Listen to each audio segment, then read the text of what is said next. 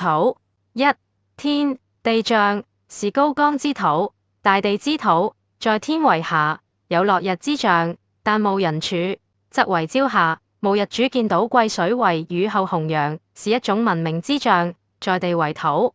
二、物象山丘、高坡、湖岸、城池、政府、房地產、倉庫、塗料、高台、舞台、講台。戊土獨透者，容易當老師，因戊土有講台之象。群音獨揚戊土透，出仕老師。三、戊土喜忌 A 春天的戊土，尤其在人月，因春天土薄，是最脆弱的時候，此時極喜歡丙火，這個太陽的照耀。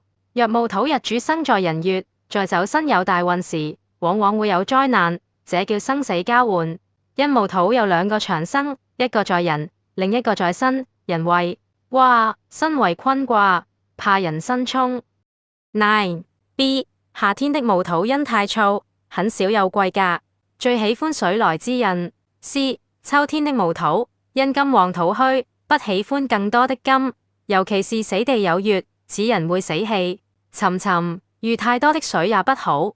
D 冬天的戊土天寒地凍，極喜歡丙火，就是在夏天，只要有水調候，也喜歡丙火。A 戊土最好生在四戊富地，此時喜歡庚辛金泄壽。F 四人體胃腸等消化系統，皮膚無為用受生。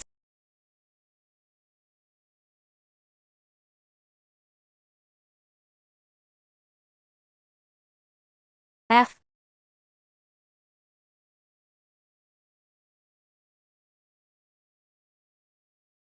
者皮膚好，受制則不好。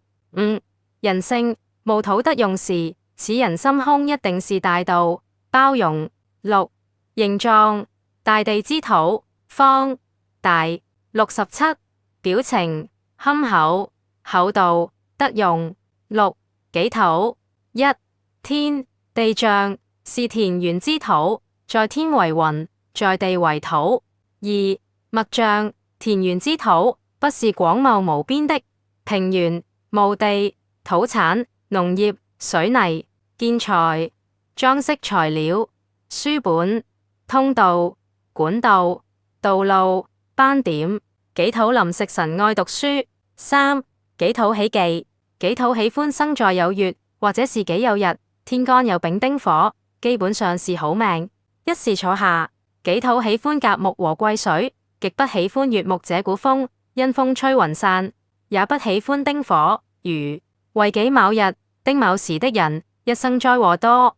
己土四季喜忌 A 戊己春生都喜歡丙火，戊人日生於春，透丙火成名，生在卯月也是喜歡丙火，生在辰月喜歡甲丙癸同時出現。B 生於夏天，喜歡透庚辛金延壽。C 生於秋天，此時土虛，喜歡丙火和癸水。D 生於冬天，喜歡丙火，怕水多土流。4. 人體脾、腹部、肌肉、乳房、胰腺、消化系統。皮膚日主身上那個部位長五指，一定是代表皮膚的土起了壞作用。生父凶神的時候，就在生父凶神的部位長五指。若戊己為用神受制時，一定是在制他的地方長五指。10. 戊己土又代表血液裏的雜質，也就是血稠。戊己土又代表膽固醇。5. 人性含蓄、謹慎、多疑。性格得用時，做事守規矩，氣量不大如果是凶神時，算計。6. 形狀是田園之土，小圓，有制是圓，無制是方彎。7. 表情憨厚厚道得用。